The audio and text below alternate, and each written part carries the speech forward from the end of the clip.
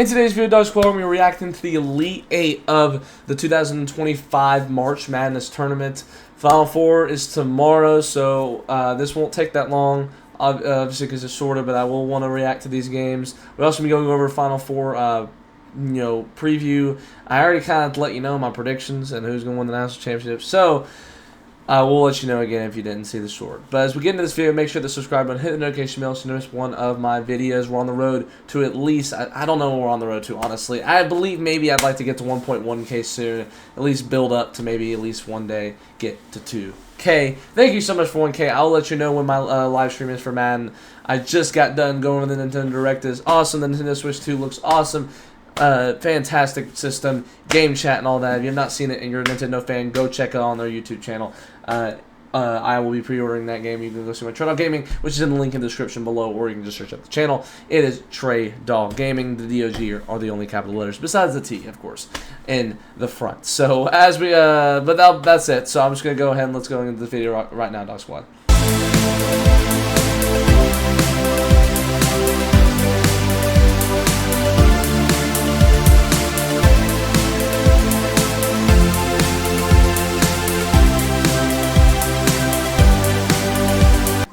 Okay, so here we go. We've got the Elite 8 right here. We did the Sweet 16 reactions. Auburn, Michigan State. Tough battle. It's just Michigan State getting the job done. Auburn looks like the real deal. They could win the national championship year. They get Janai Broom. I think he's kind of a little bit banged up, but I think he's fine. I think he'll be good to go. Hopefully it does affect because I'd like Florida to win. But you look at the bracket. I have 820 points. This should not be 56.2 percentile and 11 millionth ranked, but it is. It's actually solid, and I'm proud of it. I don't know why that's such a big deal. I mean, look how much I've gained compared to look how much I've lost. I mean, that's literally like another quarter, and I still have all this to go. So, I mean, it just depends what goes on tomorrow. Auburn, though, they got the win. They were able to, just a good battle, but they got the job done at the end. They can go win a natty. We take a look at what happened. Field goal percentage was better for 42 for Auburn. 28% from the 3-point line went to Michigan State. Michigan State though did have more turnovers. Rebound went to, so it's kind of just kind of got Auburn to win it, honestly. Michigan State was really never really had the chance to look like had a higher chance in this game, honestly. But Broom was a little shaken up.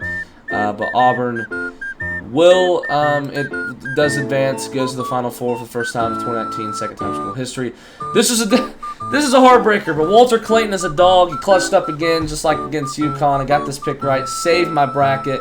And I did have Michigan State win this, by the way, and it kind of sucked that I didn't have that win. But you take a look at the previewing, or you take a look at the final, and you see, this is pretty close. This is pretty close. You can get much closer, but this is, I don't even know how this is possible. 12 turnovers, though, by the Gators. They've been slap happy, I will say. Rebounds, of course, Florida was out-rebounding them. It would look like that the entire game, except the start looked like Texas Tech was out-rebounding them. But they come back once again. They were able to shoot the late threes. They were able to make the points when needed. They weren't as efficient in the that whole second half that they needed to be. The first half, they were making more shots, but it just didn't follow what they needed to do in the second half. They were able to in the last few minutes. Texas Tech, Arkansas did the same thing. I guess Texas Tech wanted to go choke a lead again, too. But I gotta get that right. Florida moves on. They still got potential winning an Natty, and so do the Blue Devils. So do the Blue Devils. Crazy. It's a 20-point win over, and Duke has a high offense. Alabama's defense just wasn't it. I knew it would catch up to them. They were better this year, just weren't it. But Cooper Flagg is definitely the real deal. We've seen them, and Duke's, the narratives about them not being able to beat any good teams, and that they beat Auburn, they've beaten Alabama, they've beaten Arizona, and even though Arizona did beat them. And I'm not even a Duke fan. I like Duke, but I'm not a Duke fan. And this is, it's just, hating on them for no reason is crazy. Duke was obviously the better team this one. They shot from the field well. 53% field goal percentage is great. Compared to Alabama's 35, 46% from the free. I mean, they were draining every shot you could think. Cooper Flagg was not the leading scorer, though. It was getting that, but it was honestly Grant Nelson getting that block over Cooper Flag. But when you got Proctor, Tyrese Proctor there too, that they don't just have Cooper Flag. Cooper Flag did have in rebounds. Knuppel did also have a good lead on assists. So when you have that, honestly, that also just takes it away. We take a look. I'm gonna make sure. Yeah, I wanted to make sure. I wanted to see Cooper Flag to Knuppel. Okay, so Knuppel actually was in third. Had 35 minutes. This game was 6-15. I kind of want to start actually looking at some of these player stats. Now that I think of it, we also wanted to tell you right now, this is not Mark Sears stats. This was not. Compared to what they happened the other day, 6 points for Mark Sears. Grant Nelson at 10. It was just not Alabama's day in the shooting range, but then it was for the Blue Devils, 65 points. It was just harder against a really tough Duke Blue Devils defense. But that's really it for this game. And it looked like Alabama really never had a chance in this one either. And it was just, we take a look at one more that was also dominance, was Houston. 69-50. Sampson Coach Sampson's heading back to the Final Four for the second time this decade. I mean, they can shoot. LJ Cryer. I mean, he's a beast, man. He's 17 points. Well, Cryer also leading in assists. Take a look at the full box score. Tennessee just couldn't get any shots going for a while. I mean, Ziegler was the same exact way. Only 5 points in this one. The guys just weren't doing it. The defense. And we kind of knew it was going to be a little lower scoring. I mean, 69 points is high, low, whatever you want to call it. But, I mean, and then you got Emmanuel Sharp getting 16. LJ Cryer and Sharp, they're the best two on the team. I've seen them play this year. They're either the best two, obviously, on the team. Most talked about for a reason. And when you prove that they can shoot, yeah, that makes sense. And when you make the plays, they're going to help. They are going to be a big part if they want to even match up against Duke and their dynamic defense. Duke's all around good. I mean, when you see the talented teams that are all around, most likely they'll win a national championship. We saw the same thing with Baylor. We saw the same thing with UConn a couple years ago. I thought they're actually better as a 4 seed than a 1 seed, but that's what happened there. So Houston wins, shuts down Tennessee, and advances to the Final Four to face Duke. 28% from the field goal, 42. I mean, yeah, they were making their shots, it looked like. Even though they had 69. They're doing pretty well against one of the top defenses at number 10, I believe, in the nation. And for the Volunteers. Only 17% from the three-point. 36, though, for the Cougs. 9 turnovers. I did see that early part of the game, especially.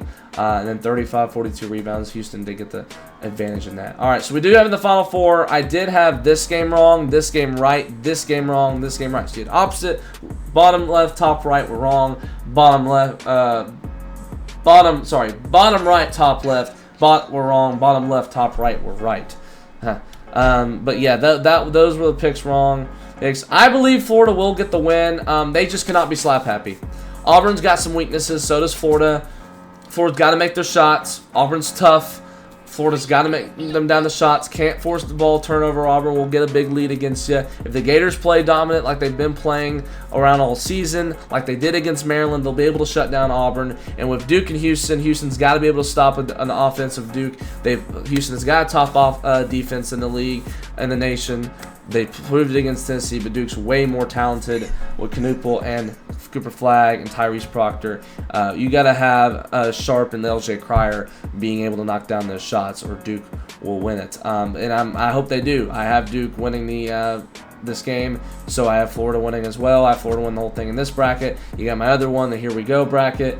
I can show you right now.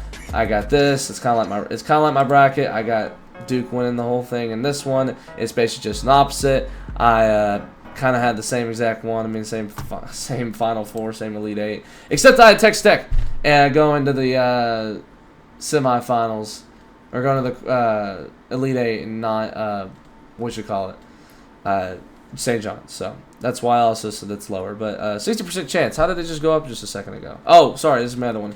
Anyways. Thank you. Sorry. I forgot to, we actually previewed the Final Four. What am I thinking? Okay.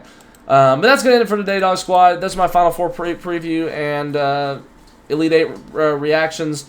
We hopefully can see Florida winning this game, winning the national championship, but I do think it's going to be Duke. I think it'll be Florida-Duke. There's a good chance it could be Auburn. I don't think Duke's going to be beaten by Houston, but it's probably going to be either Auburn, Duke, or Florida, Duke. Now, if Houston can win that game, big for them. Especially, I believe Sampson needs I believe Coach Sampson needs a championship. Now, Schreier obviously could use one as well in his few. Not like, well, I'm not saying use one, but he could. It would be really good if he could get one as well in his first few years as a coach. Bruce Pearl, man, he's been coached for a while. I need him. Todd Golden, man, way he's been since being from San Francisco, converting Florida into a pretty good school the past few years. It'd be great for him to get one as well. So, all right, Dog Squad, thank you so much for watching, and enjoy the games tomorrow. I'm watching women's Final Four. South Carolina's winning it. Think I had South Carolina in the championship. I think so. I believe so on my bracket. Actually, let's check. Let's check. This was not the one. I kind of gave up on the USC one though. I stopped with that one because USC is out. I don't give a crap honestly anymore. No, I had Notre Dame winning. Okay, don't know why. I guess because I thought Notre Dame would win. They got the best. They got Hannah Hidalgo and one of the best shooters in the league, one of the best players in the league. Number 2 overall pick. I'm sorry, I totally forgot her name. I don't know how, but they do. Number 2 overall pick. One's wears the goggles. Yeah. She didn't transfer portal. She was overall number 2 women's WNBA draft pick. So, all right. Well, thank you for watching, Dog Squad. I'll see you next time.